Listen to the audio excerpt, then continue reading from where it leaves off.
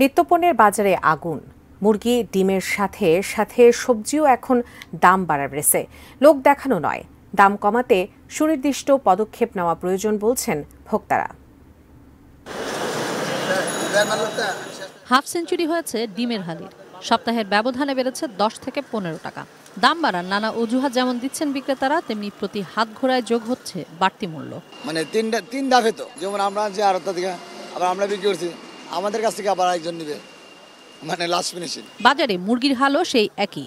এক দেশি মুরগি প্রায় ছুঁয়েই ফেলেছে গরুর মাংসকে। গরুর মাংস কেজি প্রতি 800 টাকা আর দেশি মুরগি 720-30 থেকে 750 টাকায় বিক্রি হচ্ছে। তবে শুধু দেশি নয়, 40 থেকে 60 টাকাও বাড়তি কক লেয়ার কিংবা ব্রয়লার মুরগি। যে গরমটা গেছে, গরমে তো মুরগি অনেক মুরগি মারা গেছে, অনেক বেশি বাড়ে নাই। 300 টাকা ছিল, 300 হিসাবে অনেক 380 টাকা হয়েছে। সোনালি 60 টাকা বেশি দাম কমে দেব, আর কুরবানির পরে কমে দেব। আর সব ছেড়ে দিয়ে নিরামিষভোজী হতে হলেও নিস্তার নেই। সর্বনিম্ন 50 টাকা থেকে শুরু করতে হবে। লাগাম ছাড়া বাজারে 30 থেকে 35 টাকার পেঁপে কিনতে এখন লাগবে 80 টাকা। নতুন সবজির নামে 150 টাকাও গুনতে হবে কিছু সবজিতে।